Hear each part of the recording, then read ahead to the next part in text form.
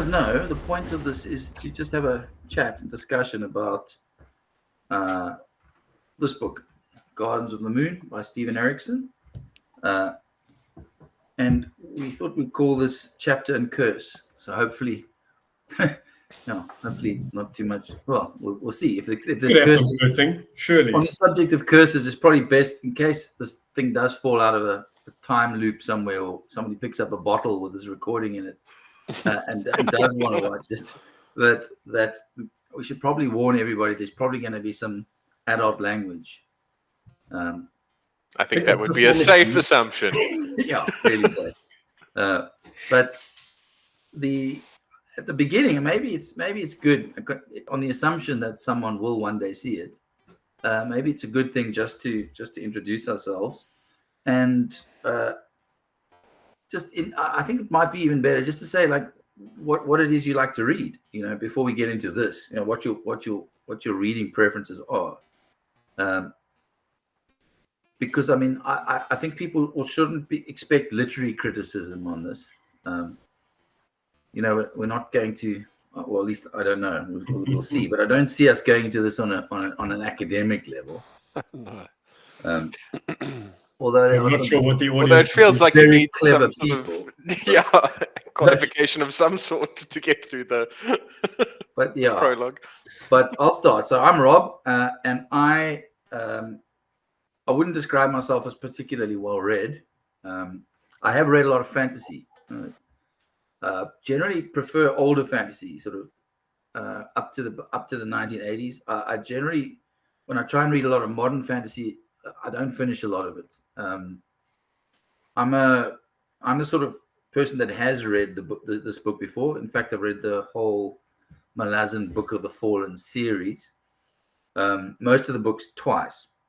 So for me, I'm the sort of return reader guy, and so I'm coming at it from that point of view, and I'll try not to spoil anything for you guys that are coming at it fairly new.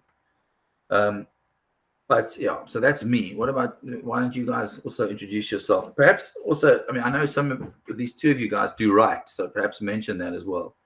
Well, maybe I should go next because I'm not the writer. So I'm kind of the opposite to you, Rob, in that I'm very much an occasional reader, and I've read some of the, some big sort of sci-fi type stuff like Dune, and I've read Lord of the Rings and those kinds of classics, right? But I really haven't read a lot of fantasy, or indeed a lot of books generally outside of textbooks and work-related things, right? So I can probably see it with new eyes and coming to it from an occasional fantasy reader, and must say that of the conversations we've had, I'm very excited to be on this journey. Cool. Well, I'm Alistair. I'm an avid reader. I have shelves, warehouses, couple of sheds in my back garden that are just packed with books. I have a fondness and a weakness for secondhand books. I probably have about 12, 15 copies of The Hobbit just because I find it lying there and I feel sorry for it because it looks like a little lost puppy. So I just buy it and take it home.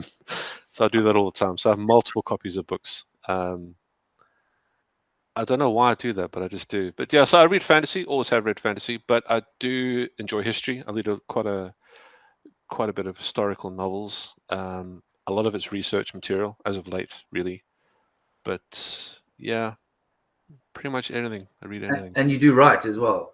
I do. I dabble. I don't do novels. I do writing for role-playing games, and I do a lot of content, world building and things like that for various skirmish games. Yeah, and I'm keen to delve into Steven Erikson. I've never read any of his stuff. This is the first time for me. It's the first fantasy book I've picked up in a while. So, and I actually have to admit, a rather shameful. I bought these things just looking at the sales slip. I bought them. Rob mentioned it back in 2021. Wow. So I bought all 10 books and they've been sitting in my office for that long. And I probably read this first chapter 5 or 6 times, and I never got any further. Okay. So if it wasn't for this prompting to do it, it would probably just sit there on my shelf gathering dust. So yeah. I think, I'll jump in here. I think, like you, Alistair, this sort of nudge to get me to read this is definitely probably one of the only reasons it's happening. I'm Gareth. Similar to you, Adil, I've read like the fantasy classics, like The Hobbits and The Lords of the Rings and that sort of thing. But apart from that, I think the only other fantasy book I ever read was The Final Empire by Brandon Sanderson, which is, I think, the first book in his Mistborn series. Mistborn, yeah. Yeah, which I really enjoyed and read that quite recently. It sort of, it opened my eyes a little bit to sort of what modern fantasy feels like to read. But then, when you sort of mentioned the Malazan books and Steven Erikson and how it's just such a, an important book to you and something that you rate so highly, as someone we play in your D&D games, and obviously your imagination is something that we admire a lot. So the fact that you rate this so highly is super exciting. Then I also do a bit of writing. I have a little sort of side hustle called Frenzy Kitty Games, and we do role-playing games and that sort of thing. But very excited to dive into this. Like you, Al, I also took a few runs at a few goes at the runway. But now I feel charges. But now I feel like the ball is rolling. And, that's cool. And now I have you guys to keep me accountable. Wonderful. I mean, one of the reasons that I wanted to do it, I love the book, as Gareth has said, and I haven't been shy about the series, and I haven't been shy about telling people that. But one of the reasons why I thought this would be quite an interesting exercise is, I think it's fair to say it's a divisive series. It's divisive for reasons which I'm sure we will discuss at some point. But the other reason is that so Steven Erikson and his mate Ian Esselmont, their history is that they went to university together in the 80s in Canada, both studying anthropology and history in human development. So they met in that way, and they started playing role-playing games in the 80s, starting with AD&D, I believe, and then transferring to GURPS. I don't know if you guys will remember the GURPS system. Steve Jackson, yeah. Generic role-playing system that you could kind of tack any sort of genre onto. Both with groups, but then as they started to do field trips together, they started to have games where just one would DM or GM and the other would run all the characters, and they would have these sort of epic games, and many of these novels and the characters in these novels come from those games, which is why I thought it'd be an interesting thing for us to look at, because we are in an RPG group and we do play role-playing games, tabletop role-playing games.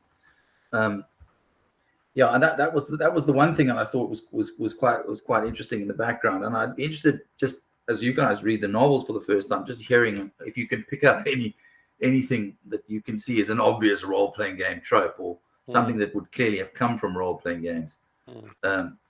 But it's interesting though, just to cut you off though, because there's also a book. There's a book by obviously everyone knows Magician by Raymond D. Feist. Yes.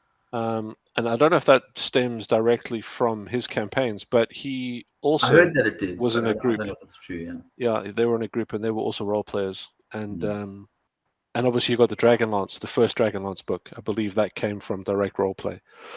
Yeah, I might be wrong. It's not uncommon, but I think it's interesting in the way it informs the novels and the way in which they are written. Yeah, I don't know if it's necessarily role-playing game tropes that I've noticed, but I like, as someone who's played in your campaign, Rob, and I'm sure the other guys will agree, I can definitely see like story beats and things in here that would feel right at home in a game that you were running. So I can definitely see a little bit of the inspiration there. I'm worried that reading this will give away a lot of will prove just how non-creative I am.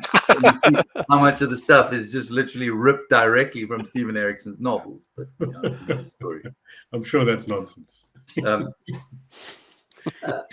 maybe I can just ask you guys. I mean, what expectations like you had coming into it. I know it's sometimes difficult to articulate that, but what were you expecting, and in what way what you read so far has it differed from or met those expectations? Well, for me, I've seen his stuff on the shelves for years. I mean, it's always on whatever bookshop you go to, and I've never once had the inclination to pick it up and even read the back for some reason. I don't know. I see him, like I said, I see him everywhere, and I'd never heard anything about it.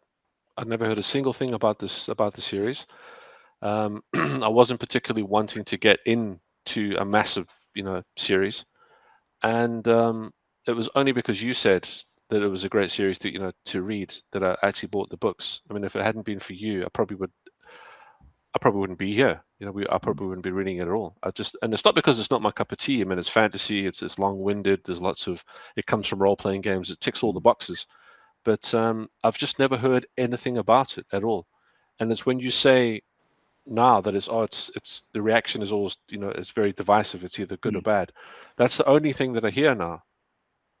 So if you Google it or you go on YouTube, it's always, this is a divisive story because of this or because of that. Yeah.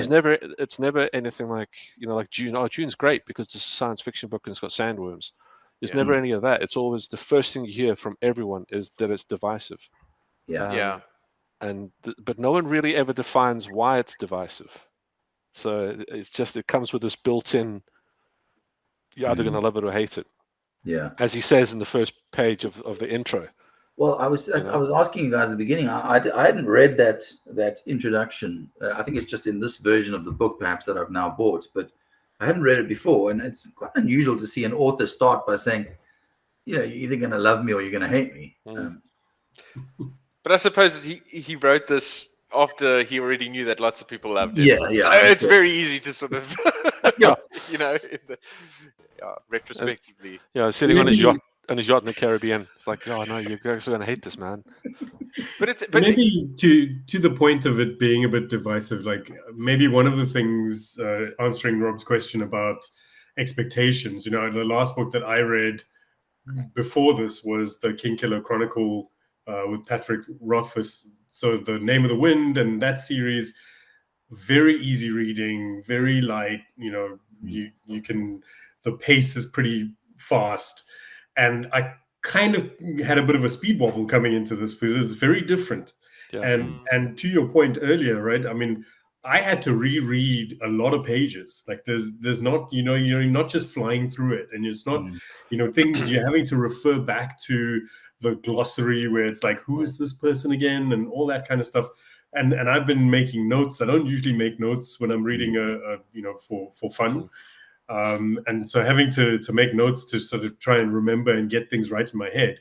And you would think that all that hard work makes it, a chore, but actually I've enjoyed it, and I do enjoy history, and I do like, I was watching someone else talk about the book, and they were saying they don't particularly like reading things in a historical format, and this feels a little bit overkill, but I actually really enjoyed it. I thought that the way that it's done, it makes it feel very historical and very factual, but in obviously in a very different setting to normal. Yeah. Normal world. I think I agree, Adele. And I think what talking about the divisiveness, like you say, Al, when you go onto YouTube and type in Malazan or whatever, like it's the videos that pop out are like how to read it or how to get through it, and it's there's the stigma attached that it's going to be a nightmare to read, and I think that was like a bit of a blocker for me as well. I'm like, oh god, I'm not a good reader anyway,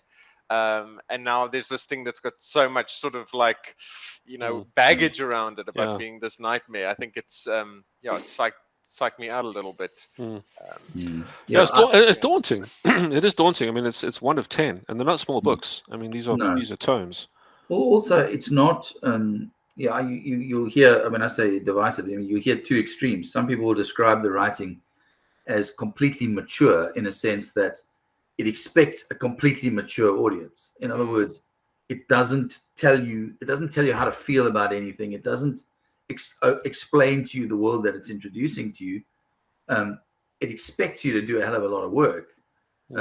So people talk about him not pandering to his audience in any way.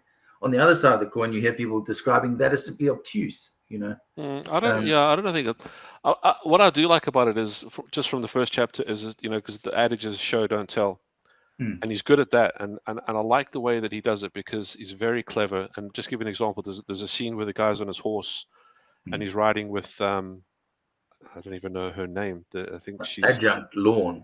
That's it. Yeah, he's riding with her, and in his head he's complaining because his woolen cap is rubbing his head, and he says to her, it's because there used to be more hair there. So immediately you're like, okay, he's an old guy. It's just a very clever way. Whereas most people would say, oh, his bones creaked. He's 27 years in the saddle. Exactly. He's seen scores of men or whatever. I just thought it was a different way to do it, and he does that a lot, which he does do it a lot. And there were a few phrases that he used that I really enjoyed, and right at the end of the first chapter, he says, "Much smaller than I remembered," and I loved the way that he did that. Because it just had so much depth to that sentence. It's good. He doesn't force feed you, and he doesn't sugarcoat it. You've got to do the hard yards too. But I think once you do it though, there's lots of little gems, little nuggets that you pick up on a page. It's funny. I read it once and then read it again just as like a brushing up for this, and just in that second reread already, now that I'd like gotten into the sort of the right gear for the book, I picked up a lot more sort of those little sort of those little gold nuggets that are peppered throughout, but are very easy to miss, I think. I found that too on a reread. A reread was a very different experience, and also kind of realizing how clever it is after the fact. Not realizing the first time and thinking things that you read were meaningless in book 1, and literally having them come back in book 9. It speaks to me of a depth of control and a sort of imaginative scope that it's unbelievable. I mean, had he done a lot of writing before this? What do you know? Like what his sort of history? I don't know. I don't know the full history. I know he studied writing. And I know initially both Erikson and Esselmont produced a movie script for Gardens of the Moon, which they shopped around for a bit, but didn't get anyone who was prepared to take it on. Then they sort of split and basically decided to leave it. But Erikson went on, started to write, began turning that script into a novel, and that's what this novel is. And then struggled to get it published initially, and had to move to the UK before he found a publisher for it. So I think I know that he did study writing and styles himself a short story writer. His short stories just happen to be about 1,000 pages each. Do you know who the first publisher was though? Who picked it up in the UK? Because my copy's through Bantam. Yeah, I've got the Bantam one as well. I don't know if they were the original. It'd be interesting because I mean it must have been a massive punt for them to take it. I can imagine. It's not something a publisher would just take on quickly. Do you know when it first came out though? Could it I'm be not sure. 99? I want to say 2000, but 99 is a date I see here. 2099, somewhere around there. Oh, cool. Yeah. So, I mean, maybe it's worth just going to the prologue of the thing, and just getting your guys' views on it. But before we do that, you get a lot of these epigraphs. So every chapter starts with them, these kind of poems or writings or whatever that are sort of from within the world of the novel. And they are like that. Apparently, Erikson says he got that idea from reading Dune, and I remember reading Dune for the first time, and I was struck by how amazing that those things were in Dune. Like every chapter began with a little bit of writing from within the world, and it was a huge. I think it's a fantastic sort of immersion tool, like almost like a map is in a normal fantasy book, So and I could see it from Dune. Erikson does it, but his are generally longer than you find in Frank Herbert. But they're kind of quite important, I feel. Did you guys just skim them, or how did you deal with that? I honestly did skim them. I think Yeah. so some of them, some of them are nicer than others. There's like the poems and stuff. Like the very first one, that now the ashes have grown cold. That thing, that's awesome. That's like emotive. Starts the whole series.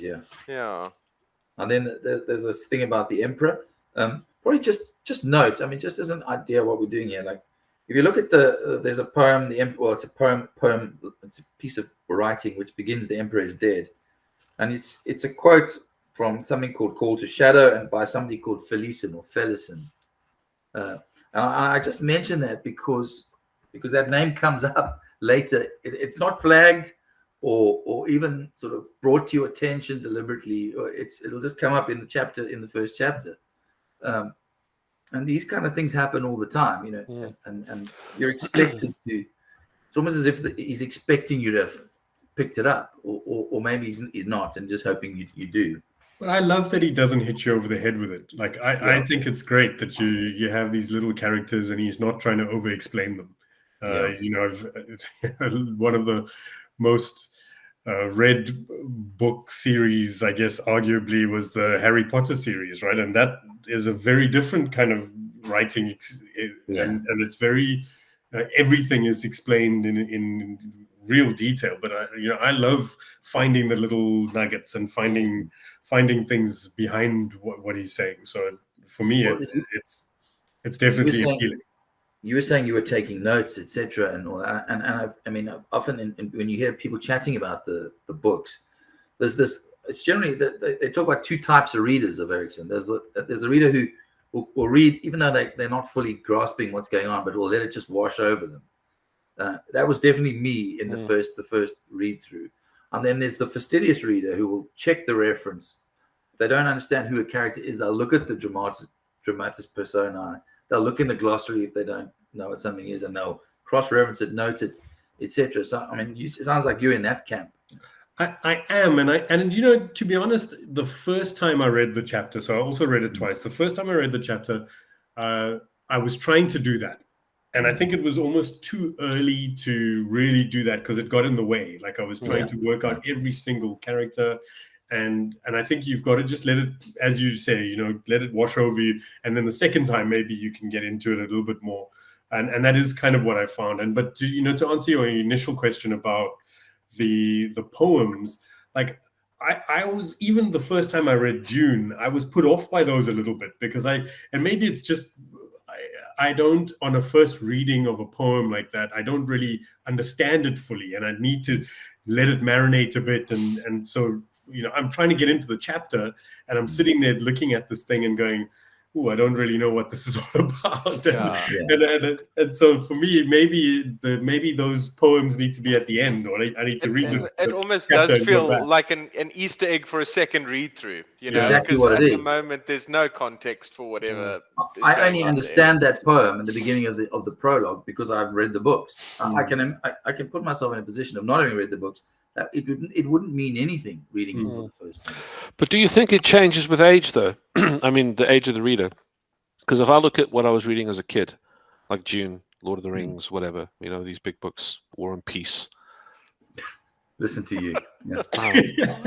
I'm being a knob. I'm joking. But what I'm saying is that, like, when you're younger, you read, you have a certain level of will that you're just going to smash this thing no matter what. Why? Because it's great. And sure, you might not get it, but you're going to put yourself into it anyway, and you're going to read it regardless. So you have that sort of that burning ambition that keeps you up till 3 a.m, reading and maybe not understanding all of it, but just, there's something in it that speaks to you. And I think that fades. Maybe that fades when you get older. I don't know, because I find, like, with this one specifically, if it wasn't for this, I don't know if I would read it. Because it shouldn't have to be that much work. You shouldn't have to be taking notes and in cross-referencing and stuff like that. I mean, no book have I ever in my entire existence read that you'd have to do something like that. Most of them reveal yourself to you. Yeah, and they do. and so you can make your way, you can puzzle your way through it. And if you get a little bit lost, maybe you'll pick it up somewhere down the line. But I think maybe coming to it as a slightly more veteran reader, you just think, shit, man, time is fleeting. Do I have the time for this? I mean, especially for you, Al, because you've read so much fantasy. I thought you were going to say especially for you, Al, because you're so old. Yeah, well, that as well. But I think that you've got like a much better understanding than Adil and I have about like what is sort of the standard in a fantasy novel, and what I think what it is the level as well. is. I think what it is for me is that, and I found this the first time that we played in Rob's campaign, just to deviate slightly from the book, but the very first time that was during COVID that we sat down and we played that adventure, and we started at the inn, but we were outside the inn and it was in the rain, and we were looking in at the inn, but and immediately that struck me that this is not how things normally start, and it's almost like, because I play drums, so everything has a like a rhythm to it, like a 4/4, eighths. Everything it's organic, it's 4 on the floor and it goes like that. Whereas with Steven Erikson, everything is odd numbers. It feels like 5s and 7s and 3s. It's got like a full 7/8 rhythm. Yeah, it sits. It doesn't follow a conventional beat, and I think that's either his word choice or his structure of writing, or the way that he phrases things. But it's like, to me, it was almost like the first time I heard The Police or Soundgarden, because they're not a 4/4 regular band. The timings are different. The percussion is completely out of sync of what you normally expect, and that makes your ear pick up, and you think, "Ooh, okay." But it's because subconsciously you're so used to everything happening in that beat path, and it's the same with the writing. You're literally reading about the weather vane, and your eyes don't flow over the page. Yeah.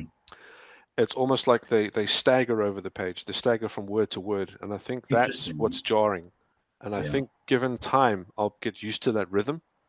Because at the moment, it's like listening to Soundgarden for the first time. It's like, oh my God, what's you don't going know on? how to nod your head to it. Yeah, you don't know. Yeah, exactly. But that's it. And I'm sure that, given time, once I've got that rhythm under the belt, and I'm sure he will have his own internal rhythm to his writing that I'll pick up on, and then I'm hoping that'll make things a lot easier. Oh, that's so perfect, El. Because That's well put, by the way. It really is. Prepare that answer, Alan.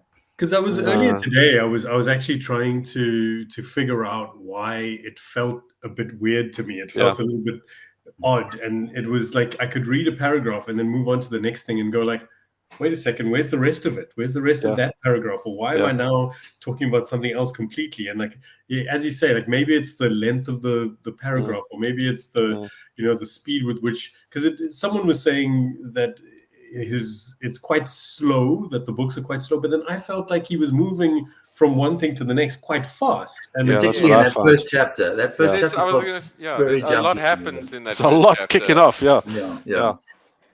No, I think that's what it is. That's what it is for me. I think I have a theory, and that is that it's what makes him feel jarring compared to what you're expecting when you're reading a fantasy novel is the way he deals with points of view, and that he's quite fluid, like going between various characters' points of view, and sometimes you don't get a good indication of when it changes, and not all of those points of view are accurate always, and so and sometimes it's quite hard to keep track of whose view of the world you're getting at one point or another, and I think that can also be slightly disconcerting when you're reading it.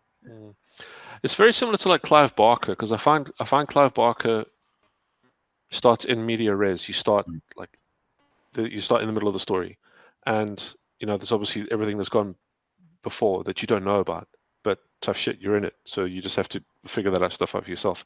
And I find that that's what happens with this. You don't start, it's not like, you walk up to the door and you open the door and this all happens. It's like, boom, you're in. Deal with it, you're in, and there's no turning back now.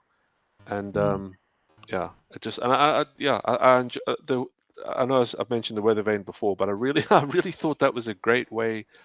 It's a different intro piece, and I really like that. The rust and the bloodstains and all that. Kind of stuff. Speaking of that, they say that. I mean, I've heard it said that a prologue is where you see the author on their best behavior.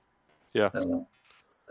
Because that's generally written either at the beginning and worked on a lot, or it's written at the end and it's worked on a lot just to make sure that the first hit you get is what sells it to you. So you and maybe it's true. You see a lot of what the author's trying to do in a prologue. You know?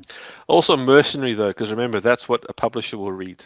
Yes. So you want to make sure that your first 3 chapters are sparkly, you know, and lovely, and the publisher's going to go, yeah, man, I'll take this, and then you just either carry on with it or you let it slide. Yeah. So in the prologue we have the scene with this young boy on the up in the parapets of this tower, looking down on the city, and he has this interaction with a veteran soldier. What did you guys think of that prologue? What was your initial impressions?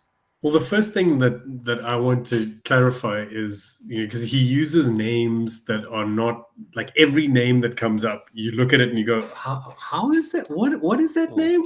Because there's no like Steven or Gareth or like Ron. You know, so Sir Blackheart. You guys have been saying Malazan, right? So like, but is it like Malazan, or like, is there a different pronunciation? Like, how do you say it? And so the author pronounced it Malazan. Malazan. Yeah. Like molasses. Yeah, I wouldn't pronounce. I would say Malazan. Yeah. I don't know. Malazan does sound more rock and roll. Sure. Malazan sounds like something you have to clean out of a pan. Marzipan Malazan. But how would you say his name? So, you know, you Paran. look at I when I first read it, I said Paran, but a lot of people say Paran. Yeah, but that's his last name, right? So Ganus. Yeah. Ganus. It is strange. That's Ganus. Yeah, that is quite a name. Yeah. My favorite part, and I love this line, is when he says, when he's talking to the bridge burner, and he says, "It said." Sorry, just stop you there, Al. Is that not the best ever name for an army unit? Oh yeah, brilliant. Yeah, I enjoy that. It's awesome. And then finally the man faced him. His face was scarred, and something that might have been a burn marred his jaw and left cheek. For all that, he looked young for a commander. Heed the lesson there, son. What lesson? Every decision you make can change the world. The best life is the one the gods don't notice. Yeah. You want to live free, boy? Live quietly. I want to be a soldier, a hero. You'll grow out of it. I like that. Live a life that the gods don't notice. If you want to live free, live quietly. That's But I enjoyed that. And I think it does come up again later. Yeah, in chapter 1. Another one at the bottom, and he says it's a bad smell when sorcerers panic. Yes. I thought that was classic. But I mean, just going to that. I mean, just to that line you read, and we talk about like the tropes. The standard way of doing a fantasy story is we are introduced to a hero. We learn to associate with the hero. We begin to take his side in terms of the way we see the world, and then we go on the journey with the hero, and we follow the hero's development. That's almost and that's what, you know, he gets described as writing in a sort of anti-fantasy in some ways, because that's almost telling the opposite story. Yeah, don't do that, boy.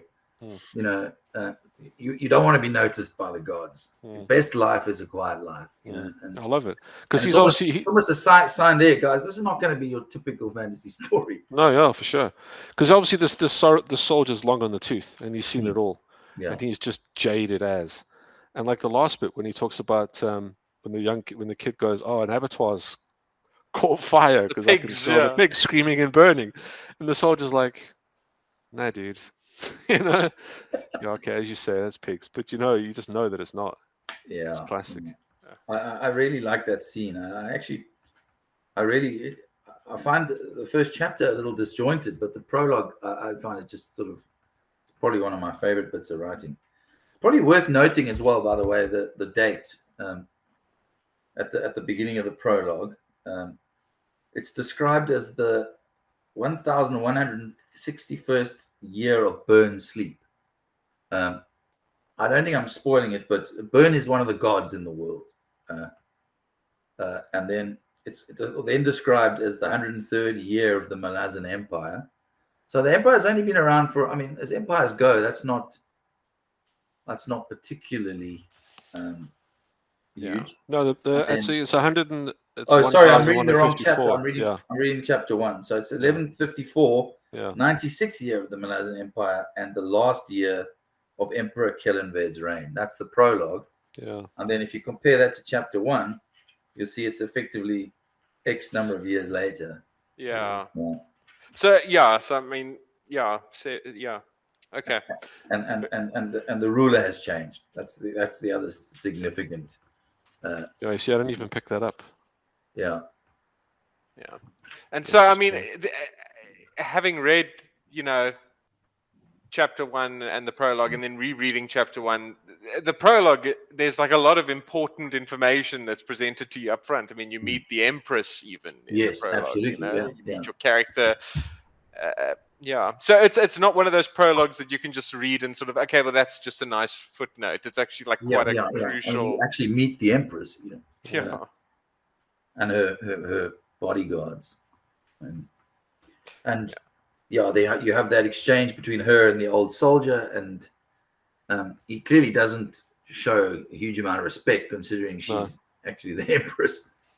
But that sort of actually, Paran is a character in the book, obviously, but I didn't realize until I reread it that he's a bit of a wise ass, He's a bit of a precocious little. Yeah, exactly. Yeah, a proper spoiled noble brat, a little bit at the beginning. I think used to getting what he wants. Yeah. But yeah, so I mean, I think when he meets her at the beginning, she's not the Empress yet. I think she's just some sort of. Yeah. What's her? She goes by the name of Surly.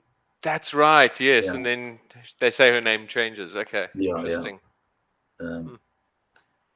So then is there anything else? Have anyone else got any comments about the prologue you want to make? I'll say it. I hunted for about 20 minutes on this map to try and find the place they were talking about, and I failed miserably. Okay, so I don't think it's on there. Let me help you out, because this is what I do. I just help people. So what I've done here is oh damn. Okay, so there is no official world map of the Malazan Empire or of the world of the books. Each book has its sort of limited regional map, and then various fans have put together what they consider to be how the geography of the place based on the reading. And then Erikson and Esselmont have cagely said, "Oh, these maps are pretty good," or "They're getting close," or whatever. But this is fairly accurate. So if you look just over my shoulder, you'll see a Malaz city and Malaz Isle, tiny little island. That's where yours is reversed though. Is it reversed? Yeah, I can't see the. Yeah, it is mirrored. Oh, that's not reversed on mine, weirdly enough. That's because you probably. Hey, there we go. Now it's working. Cool. Can you see? Yeah. Okay. Now it's reversed on my screen. Strike a pose. Yeah. So where are they? They're Malaz City, or where are they? They're in Malaz City. That's where Mox Hold is. That's where the weather vane sits on top of Mox Hold. Okay. What's that swear word? What's it? Hood's breath. Yeah, Hood's breath. So I love that. Bloody hell, Hood's breath. The soldiers will swear a lot using the name of the gods. It's no spoiler, but Hood is the god of death. Hood's breath. So when you say Hood's breath, it's kind of a typical swear word. I mean, you say it's not a spoiler. I mean, we're going to talk about whatever the hell's in the chapters that we read. Yes, absolutely. Spoiler zone for. No, you guys. Fair enough. You can spoil. Yeah, I okay. just don't want to spoil future stuff for you guys. Oh, cool. Okay. What do you mean Ned Stark's dead? Sorry, anyone who watches this now. Ned's dead. Okay, so we'll move on from the prologue unless anybody. No, I'm good. So when we get into this chapter 1, which takes place a few years later, we've still got the same character, but before we get there, it starts with a scene on the side of the road. The old lady and the fisher girl. Yeah. I gotta say that scene caught me off. Like I knew that you said like the books were going to be brutal, but it's it does catch you off guard a little bit. Like this old lady, she's passing on sage advice, and the soldier comes along, and he's not even trying to do anything serious to her. He just gives her a smack with his gauntleted hand, and that's it. She's dead on the road. Absolutely. And it's the kind of world where a soldier will just smack an old woman to death and not even like. But isn't she kind of almost assaulting the girl at the time. Isn't that why the soldier does that? Well, I mean, Yeah, she's he's got a. I think he's got pulling a her hair. pulling her hair or Yeah, something. yeah. Yeah. Mm, But you're right, Yeah, though. but It as you does say, set, and there's set the nothing. tone. yeah, Yeah. it's interesting. And I So- think the old woman was just trying to warn her. Mm. I didn't quite get that part because she it's almost like she prophesizes She does, yeah. that she sees the girl riding off into the and she Empire says, with a sword in her hand. something to her which was interesting. I mean, she goes on about, she's the old lady who goes on about the candles, isn't she? Yeah, she's Yes, a and how tallow she witch. sent her wax 2 witch. husbands and 3 sons off to war, and Yeah, and then she gets like likens them yeah. to I dig the names though. The names to me are very reminiscent of Gormenghast. If you've ever read Gormenghast. yeah, Mervyn Peak, yeah. Yeah, the names are great.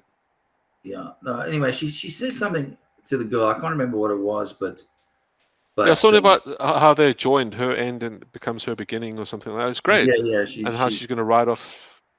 She's going to protect her or something to that effect. There is something about them being connected, and then later on, and I don't know if I'm misreading it, but there does like come a point where it sounds like the old woman's voice is in her head. Yeah, she Yes, is the old absolutely. woman. Yeah. Absolutely. So is she the old woman, or so- are they just sharing a body? Or No, I think the she starts to talk with the old woman's voice, and then and the implication seems to be that the old woman is somehow Transferred. Yeah. transferred to her. So she says to her, "Mark this truth. I am the last to speak to you. You are the last to hear me. That's Thus it. we are linked, you and I, beyond all else." Okay, I'm getting shivers down the back of my spine because things that happen like 5 books are starting to make a bit of sense. Thanks for reading that, Adil, because I it's kind of anyway. Then you get these 2 characters who arrive. Yeah, they sort of appear out of nowhere. Yeah. What did you guys make of them? I love the Tweedledee Tweedledum vibe of those Yeah. two. Yeah. They seem like pretty mischievous, even though you don't. I don't think you even know what they are. I think on their faces all No. just shrouded in shadow. Yeah, and they well, I mean, they kind of possess her. I mean, that's how I read it. Yeah. You know, I just remember the hounds. Yeah. That's what I remember. Well, in some ways, it reminded me of those the sorts of discussions that the guys in Men in Black have before they like neuralize the yeah, exactly. So they were like talking about, okay, what are we going to do with her? Like, do we have to go and kill her father? And like, what's the story? And so yeah, as you say, I think it did sound like they were about to possess her. Yeah, and then you have these hounds who they kind of send off. It's not you aren't told what the hounds do or well, exactly. I mean, it's just so weird, right? That they talk about these hounds for about half a second and then they're gone. And usually a book would spend time explaining what they looked like and pages of what they were doing before they ran off. But no, it was. But again, it's also show and don't tell, because on the next page, the dude's riding through like 400 dead people. Yeah, this is massacre of the army of up to his ears and corpses. There's something to be said about that, and it's the same in movies. It's like what the reader or the audience can imagine that look like is way worse than anything that you could put down on the page. Yeah, that's probably true. That's why the first Alien movie works so well, is because you don't see it until like an hour and 10 minutes into the movie. It's all just a shadow, so like the audience is letting their imaginations run wild. And then similar with this, you see the hounds buggering off, and then you see the aftermath later. And you can't even imagine how it got to that point, And maybe it relates to it having been a screenplay or intended to be a movie, right? Because it does feel quite cinematic. Well, this whole chapter feels to me like quick cuts between movie scenes. Yeah, that's also true. That's a good point, though. Yeah. But then we go from there, and then we get the now much older Perrin. Before we get that old captain that Alistair was talking about, the guy with the scratchy helmet or whatever. He just like not really wanting to be there. And then that character introduces us to Perrin and to this woman, the adjunct Lorne, or adjunct Lorne as she goes by. So she's clearly directly employed by the Empress. Yeah. What is the claw? The Claw is the official assassins of the Emperors. Okay. And So- what is a fist? A fist is effectively a general in the Imperial Army. Okay. And a high fist is like a commander in chief, I would imagine. Okay. Yeah, like you know those things that are just not I contextualized. don't tell It's you. like, Yeah, just expect it it's to a pick it fist's up. hold. I'm like, okay, sure. Yeah. You say so. And the thing that I also got about more so in this chapter than the prologue, even as an adult, Perrin's still a bit of a wise ass. Oh yeah. He's now a soldier. He was warned not to be one. He's ignored that advice, and now he's a young officer, I suppose. Yeah. Hold on, I'm lost. So he's the dude from the prologue, the little kid. Yeah. Oh, see, I didn't get that. He's the lieutenant who gets Yeah. Sorry, he's not a captain. Yeah, he's a hired by lieutenant. Lorne, Yeah. the one who was Yeah. digging around in all the bodies. Yeah. Yeah, and that's why when he sees the Empress, she says, she refers back to that meeting The 7 years time ago. that they'd met, yeah. Oh my word! Looks like I'm reading this again after we finish Well, here. this is it. I mean, I didn't get that. So he, and then she gets impressed with him, and it's in this chapter where I found it. You get this first example of, you get things seen through the eyes of this captain, this aged captain who's not really doesn't want to really be there, and then it slips into Lorne, her point of view as she sees Perrin arriving, and then it kind of morphs into Perrin's point of view, all in the space of like 4 or 5 pages. And it's quite subtle, and it normally happens in the dialogue. So you'll see the one character's point of view, and they approach the dialogue, and then they'll talk to another character, and as they leave, you'll be leaving with the other character's point of view. Yeah. And Rob, I mean, it is a little different to other way other people would write, but I didn't find it jarring. Like, I didn't find it felt natural the way that he's written it to just take that other and in fact, when I was reading, especially that bit where the captain was watching them arriving and you were hearing what he was thinking, and that's where it really came through for me, because we had just switched from Perrin's view, and now it was a whole different point of view.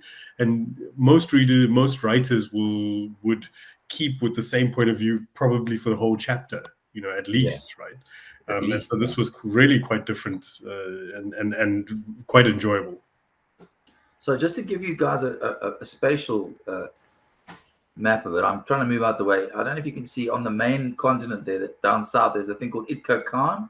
Yes. That's where this massacre takes place. So it's Malaz Island, which was over there, and then this huge continent called Kwantali. It's on that mainland that you get these scenes in chapter 1. Yeah. I mean, this map it would have been helpful for sure. Yeah, absolutely. Because, like you say, you don't know if you're on an island where it lies in sort of the context. It's tricky. Yeah, and this is very much the empire, the imperial stronghold. So we go from the scene of this massacre, where they're trying to work out. It's like CSI, what killed all these soldiers. That kind of jarred me a bit. Where we're missing a girl and a father. I was like, really? You got 400 dead people, yet you worked out that some woman lying at the side of the road. When they mentioned the witch. Yeah. There's definitely some weirdness to her just being like, okay, I know what's happened. Yeah, time to go. Kind of thing. No, there is. Yeah. Be on the lookout for these two. It's like. Yeah. Like he says, it's like, if I'm going to work for you, you need to start giving me more information than this. You clearly know more than you're telling me, kind of thing. And like you say, he's a hard ass. Like, he's flipping Since when is it presumptuous to speak the truth? And Yeah, no, he's he's like full of shit. He's like a. Yeah, I pretty. didn't realize pretty- just how much he is. I mean, he's in an army and there's in a command structure, and I assume this adjunct Lorne way outranks him, but he's kind of cheeky and you know. And she's like mad. So she she arrives through a warren. Yeah, let's talk about Warrens when we get a chance. But yeah. Okay, cool. So Dude, I'm not getting any of this. I've got to she reread arrived- this. She did arrive through a warren, but she's not magical herself. no, Yeah. but she But can she detect hunts users, mage. and that's it. Yeah, mage killer or whatever. Yeah. Yeah. So is the official stance of the Empire that they're completely anti-magic? No, not at all. But I think they're anti-magic that they don't control. Okay. So in that opening scene, you have these.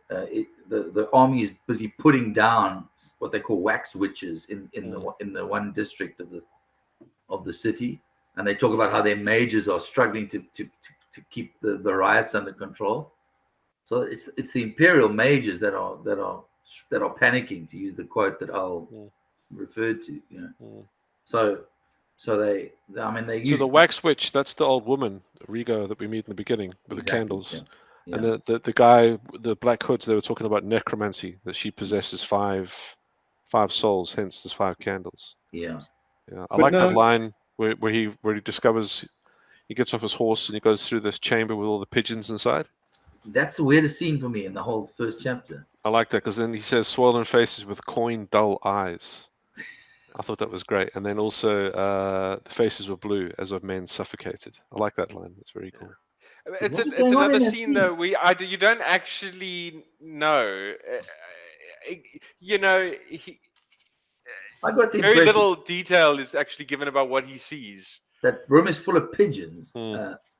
and he says something to the effect that they would have blocked the view, and it's something to do with preventing them being seen by sorcery. That's what I got out of it. He's saying, Yeah. So what she said was we would send necromancers to go and check, see what they last saw. And he Yes. said all you would see would be the pigeons. Oh, wow. Oh, cool. Interesting. I didn't get any of that, bro. Well, I'm glad we could have this talk because I'm also getting stuff which I didn't get.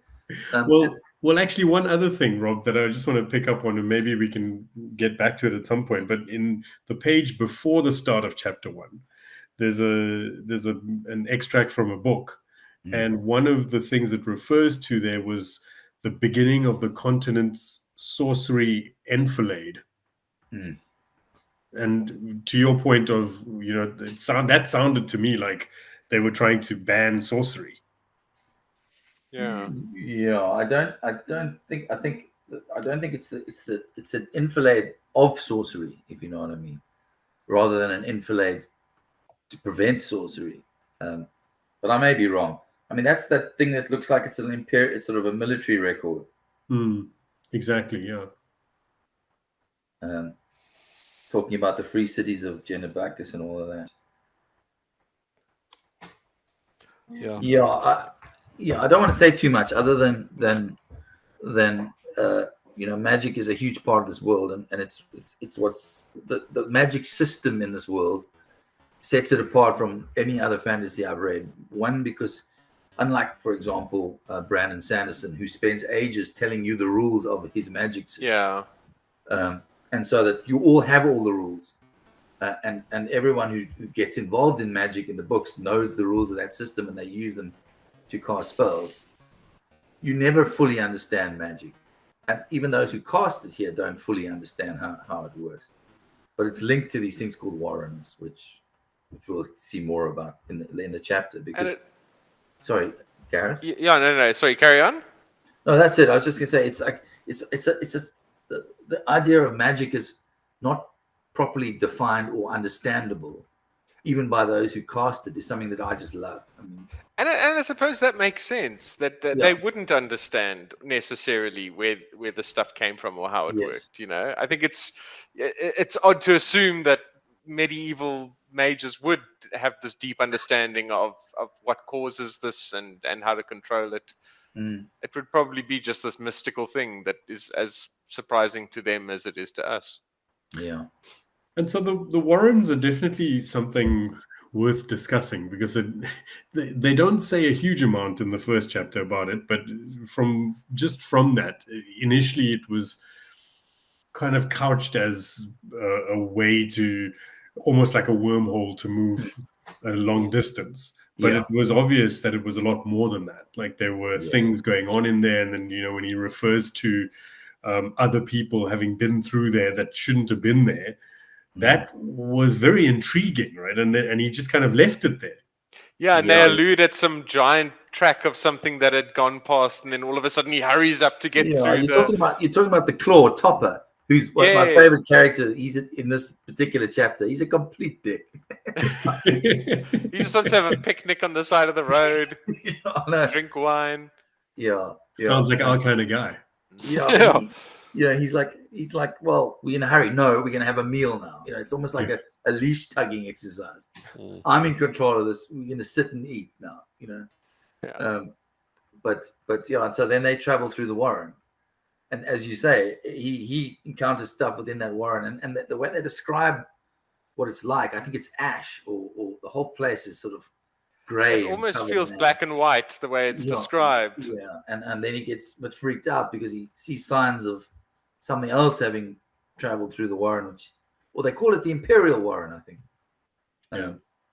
They do. And more on that subject much later. But so and they have that scene where they fast travel essentially to the Empress, and Perrin refused to get off his horse and ends up. It's quite funny actually, riding his horse into the Empress's throne room by accident. And then he makes a joke about how the horse is smarter than he is. Yeah. So where does it end up? Perrin, he's back home then, is he? Yeah, the last bit is him going back. Sister. He meets. So I think it's in the capital, Unta. Yeah, there it is. Goes up. Yeah. So that's obviously where the Lacine or whatever is based. Yeah, that's the capital of the empire. So he goes back home, and he has that like sort of coming home. His parents aren't there. They're clearly well-off merchants of some kind. They're horse merchants. Yes, I think they said there were foals that needed taken care of. And he bumps into his sister, Tavor. Yeah. And they have this kind of weird stilted kind of conversation where he talks about his other sister, Felicin, which is where I marked that the person who's quoted in the first little epitaph. Damn. Now you wouldn't normally you wouldn't expect that to be a link at all. It's not drawn to your attention or anything like that. It's just, and you'd have no reason. It's not a name you're thinking of. No, absolutely. And I mean that sort of meeting closes out the chapter, doesn't it? I think it does. It does, yeah. Does this series of a flag though? I mean, like, does it reach like high points? Does it ever get a bit dull? Yeah. I mean, does it drag for books or chapters, or depending on what you're looking for? I mean, from a plot point of view, yes. But I mean, you were talking about being swept away in a novel. I don't think it's that kind of novel. It's because it's so broad a story, and it's not a linear story by any means. It's you can get lost, and I found when reading it as a sort of letting it flow over me. Trouble with that is you get parts that you don't understand, so you kind of, I find you sort of read faster and you kind of start skimming bits, but in doing that you missed stuff which is relevant for the next chapter, and you can spiral and it can go downhill. How many people do you know that have started and haven't finished? Online, probably. Well, I don't know. I mean, I know our mate Roger started and didn't finish, but that was for very specific reasons, which we can get to at some other time. But of the people, well, see, I don't know, because I don't know anyone personally who's read it. But people that I know online, you generally are people who are fans, so they've finished it, read it 3 times, 4 times, whatever. But if you go online, you'll see people who DNF the series because they'll say, well, I just couldn't take it anymore. It was just too much. There was too much information. It was too disparate a story for me to really get a handle on which character I was supposed to be feeling for, who I was supposed to be associating with. I just didn't have any sort of enough anchors to the thing to enjoy it. I think at the moment, to me, it's like very cerebral. Yeah. Whereas some books I know it sounds twee, but some books you read, it's almost like emotional. You make that emotional connection, and you sort of feel the way through the book. You feel this and you feel that. Whereas this is just, it's right up here. It hasn't yet moved down. Yeah, just the facts, ma'am, just the facts. That's how it feels. It's like FBI, but that's how it feels. It doesn't feel like I'm not warming to anyone. I'm not drawn to anyone. Yeah, I get that. I get that 100%. I'm just, it's all up here at the moment. And as I said earlier, I'm hoping I can get that rhythm and then get into it. Because there's a lot, dude. I mean, this guy's written. He's a good writer. There's some really good. Well, you can see from the prose that he. And just the style. His style is completely, it's completely different to everyone else. And, but I mean, without giving too much of a spoiler, I think you'll find that it does change, and quite soon. Like beginning of chapter 2, for example. But I would say this. I think that because you have to work harder than you do for most novels, as a reader, it's not built for passive reading. But because you have to work so much harder, the payoffs are so much more enormous in terms of emotion, in terms of intellectual, and all those sides. And that's been my experience. That's why I like it so much, because it's not flippant in any way, and you have to work hard. And when you do get a payoff because of all that hard work, it's enormous in terms of like the way it makes you feel. Some of the writing is some of the most emotional I've ever read, but it's only emotional because of what you picked up along the way, if you know what I mean. I'll say it again. I wish I'd started this when I was younger. I also feel like I would have had the patience for it maybe more when I was. I don't think I would have. I don't think I would have got through this at a younger age. I think the work that it requires to read it would be too much for me. I would have gone back to David Eddings. So I don't know. I think I can only have dealt with this as an adult. Yeah. Maybe. I guess we'll never know. Well, there's 4 faces on the screen now. Yes. Let's see how many remain by the end of the book. They just sort of drop off. I'll be like, eventually just Gareth was eliminated. Rob, you're going to be standing here talking to the camera by yourself. Last man standing up. And Malazan t-shirt. So, just in closing, I mean, we've covered a hell of a lot of stuff, and I mean, it's been fascinating from my point of view to hear. Some of your feelings are the same as my feelings were at the time. Some completely different, which is great.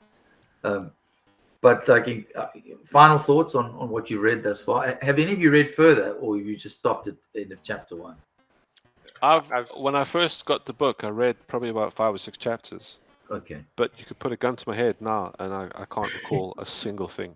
The only thing that's ever stuck out from all my reads are those 2 guys dressed in black at the side of the road with the hounds. Yeah. Those are the 2 guys that have jumped out to me so far. Yeah, out of everything that I've read. Yeah. Do they give each other names in that? They do. The no names idea. are Cotillion and Ammon something. Yeah, Cotillion. I'm sure I'll forget that by tomorrow. So this video is handy, so I can remind myself what I read. Yeah. I'm enjoying it. I must say. I think it's it's definitely he definitely paints a picture, and like that battle scene, for example, where he focuses in on like the worst thing that was what happened to the horses, and then instead of describing what happens to the people, he chooses to focus in on that because that's somehow more brutal, It definitely he can definitely paint a picture for sure. Yeah, I suppose if you think about it, battle between soldiers, they would try and save the horses because they're useful, you know. Yeah. But also, you I think because he's a soldier, so soldiers die, yeah, and he's used to that. But I think maybe he looks like part of his humanity is trying to deal with the loss of the horses because they shouldn't have to die such a horrible way. And he comes Yeah. from a horse farm and family. Yeah, exactly.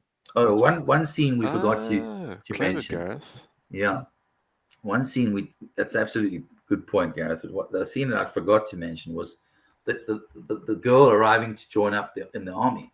Oh yes. The recruiter's office. Oh yes. And he asks her what's her name, and she says sorry. Yeah. So I mean, we're assuming that is the girl. Well, who bumped into those two demons. There's a throwaway remark at the end of when she leaves his office, and she leaves footprints on her barefoot footprints, and the mud is red. That she. Yes, he tells her to wash her mud off her feet, and and he's surprised that it's not grey. Yeah. Dudes, I didn't get any of this. So say it again. So the girl. So we're talking about the girl who dies. So the girl whose father was the fisher. She was talking to the old lady. Yeah. And then the hound boys rock up. Yes, and they say we're going to have to kill you because you know our names. And then they say no, we're going to take her instead, or she'd be good. Yeah. And now we see her joining the militia, and that Lorne immediately said, like, go to the military office, get the names of recruits who've signed up that match that description, basically. So she's already very knew. CSI. She already CSI knew what was going down. Okay. Yeah, so we'll just call her Horatio from now on. Yeah. Wow! she joins up. I don't know if she wants to join up with a specific unit. Does she say? She did. She does. She says she wants to go to that campaign. Yeah. Exactly. I have to up my reading game, man. This is pathetic. She wants to stay under the high fist. Yeah. Yeah. So she mentioned specifically that she wants to be part of that particular army. Yeah. Okay. Didn't get it. The Genabacchus campaign. Yeah. So Genabacchus is another. Malazan Empire is a bit like the Roman Empire. It's kind of spread out all over all various continents, and they sort of various armies conducting campaigns in various places. To me, Malazan it's got like a South American vibe to it. Just feel a bit like Aztec. It Yeah. does. But I anyway, don't know if that's intentional. Very interesting. Closing thoughts? Nothing. Just gonna reread chapter 1. Okay. With my eyes open this time. Yeah. And then chapter 2, bro. Cool. Awesome. Maybe how long is that? Maybe we should maybe bite off 2 chapters, 2 and 3. Is that asking too much? No, I think that would be good because I think that the action starts to ramp up and it'll be quite nice to get into. It certainly does. And also, we don't want to be in media 5 res years. before. We're going to really experience it now. We also don't want to be in 5 years' time still going No, through book 1. absolutely. Chapter 2. Chapter 2. It's 70 pages. We can do it, boys. Yeah. 70 pages, dead easy. Yeah. Cool. This is not a Sunday afternoon read, though, is it? No. It's not that. This is not a Sunday afternoon read. Not something you read while you're drifting off. No, this is not for rest and relaxation. This is. Yeah. I think it's non-escapist, and I think that's what sets it apart from a lot of fantasy literature. Yeah. But is it wildly successful, though? I mean, clearly. Very successful, particularly in the last sort of 5 to 7 years. It seems, from what I've seen, it seems to be a huge swell of internet and interest in it, and a lot of debate on it. And the author is quite active as well. He engages with readers and quite bravely, I think, because this the internet can be a cruel place. For sure. Oh, yeah. What? And I think for an author to be prepared to go online and take on fans and say, But you know what? At the end of the day, you can't take it away from him. No. Love it or hate it doesn't matter. The dude sat down for however many years of his life and actually did what many of us never will do. Because everyone's like, "Oh, I've got an idea for a book," and the world's full of ideas, but it's actually the person that sits down and goes, "Okay, the doing is where it lives." Exactly. So kudos, hats off to him, regardless. That's what I say. Very excited for the next 2 chapters. That's for sure. But guys, thank you for your insights. It's really been pretty fascinating for me, I must say. And it's also like great because I mean I've read the whole series twice, and I'm still seeing things that you guys have mentioned for the first time, which tells me how good a reader I am. I felt like I was reading a different book. You were reading Steven Erikson. Huh? I know. I've got one. What's it called? The Lion, the Witch, and the what? A Christian allegory. End of story. There we go. Yeah, exactly. All right, guys. Cool. Thank you for this, and we'll chat soon once a few chapters down. Perfect. Lovely. All right. Cheers, Good night, everybody. Cheers, everybody. Well. See you soon.